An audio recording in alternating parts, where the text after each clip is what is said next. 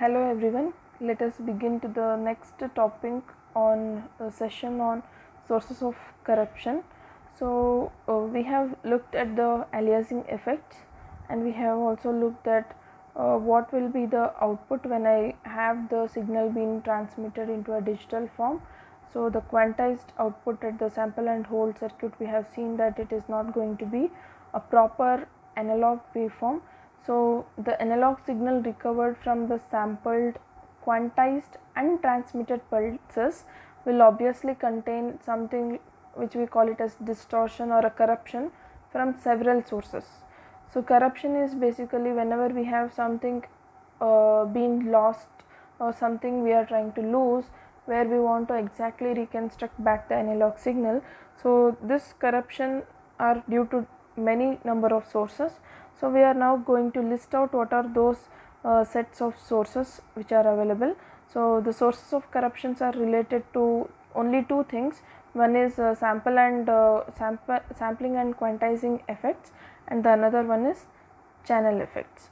So again, in sample and quantizing effects, it is due to the quantization noise, quantizer saturation level, and then the time jitter. Coming for the channel effects, it is due to the channel noise, intersymbol interference, and SNR for quantized pulses.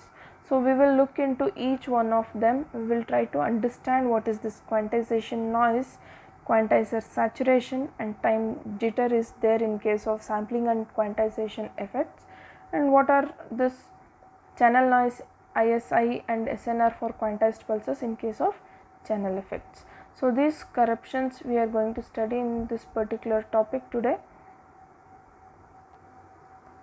Let us begin with the first case in case of sampling and quantizing effect, which is the quantization noise. So in quantization noise, if I want to look at, we have seen that we are going to have the pulse amplitude modulated output, which is going to be present in this particular fashion at the output. So when we go for the next thing, which is sample and hold, when I go for quantizing of these particular levels, so these are the pulse amplitude modulated signals which are present here. So when I go for quantizing these signal levels into an analog signal, so I am going to trace out, as we have looked in the previous slides, I am going to have some truncated values which are going to be present. That is nothing but I am trying to round off or truncate the values of this amplitudes. So I am trying to bring in some amplitude values here, which is we call it as quantization. So the levels which are present here, the levels which are going to be present here, so this level is given as the analog signal representation in case of sample and hold, and before I reach the another pulse amplitude level, I am having one quantized level which is there acting as a step between both the levels. So that is what is the quantization, truncation or rounding off of the amplitude of this analog signal is being done. So you can see that this involved discarding some of the original analog information. Yes, of course there is some original analog information which has been discarded. So which you can see here is, when I take an analog information, it is going to be this. So there is some levels which are truncated to a less value, or there are some levels which are truncated to a higher values. So this is actually going to give me the some loss in my analog waveform reconstruction. So this kind of loss we call it as a quantization noise. That loss is due to the presence of this kind of quantization noise.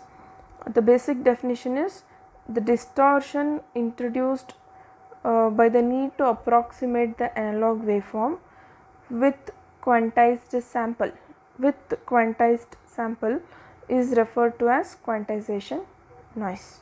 So the amount of such noise is inversely proportional to the number of levels that we are trying to consider, the number of quantization levels that we are trying to consider. What does this mean is, the quantization noise, we are actually trying to reconstruct the analog signal, By considering these amplitudes of the signal, if I reconstruct, you can see somewhere the signal is going to be distorted in nature instead of a smooth curve. So this distortion is due to the quantized samples that we are considered. So we have to avoid such kind of consideration. So or we have to take care of such kind of corruption which is happening due to the presence of the quantized source. So this is about the quantization noise. The next is quantizer saturation. So the quantizer basically is analog to digital converter.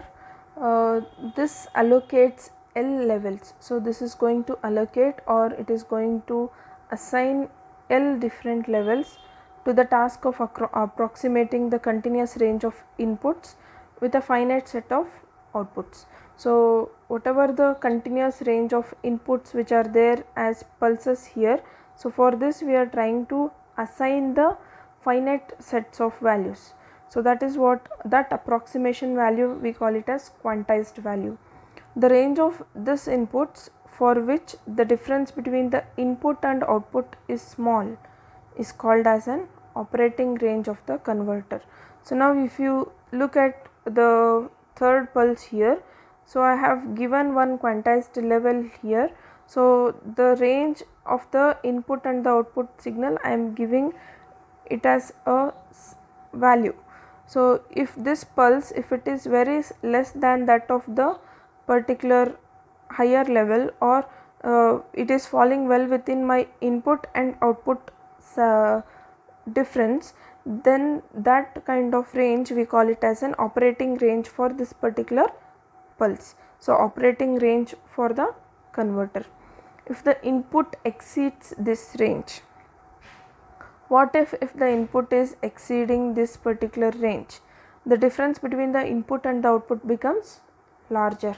So if my input is not well within this operating range, it is now exceeding this range and it is moving on to the next level. So when such kind of movement from input and the when the input exceeds this range of difference between the input and the output, it is very much high or it becomes larger, we say that the converter is operating at a saturation range.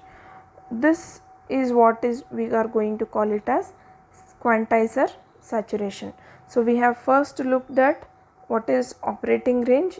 If at all the signal or the input is going to fall well between the input and the output, and the difference between those two levels is very small, then we call that as an operating range of the converter.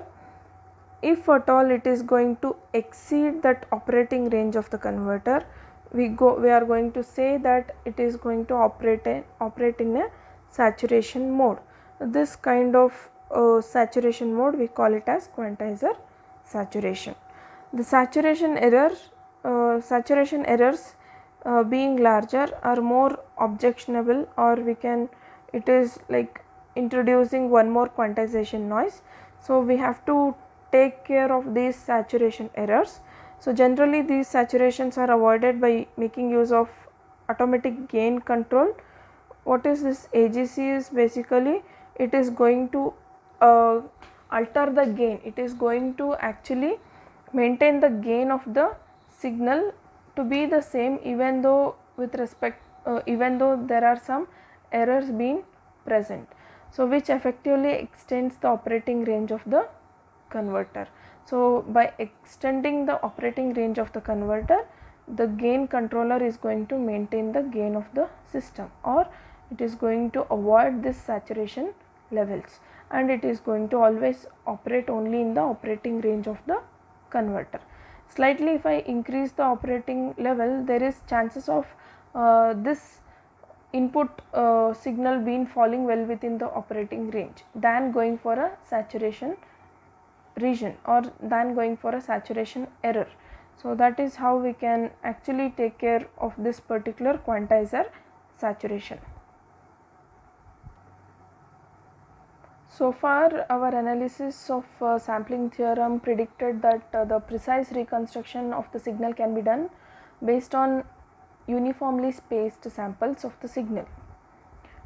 If there is a slight jitter in the position of the sample, which means the sample is moved a little bit to the next value of the sampling frequency, then the sampling is no longer uniform.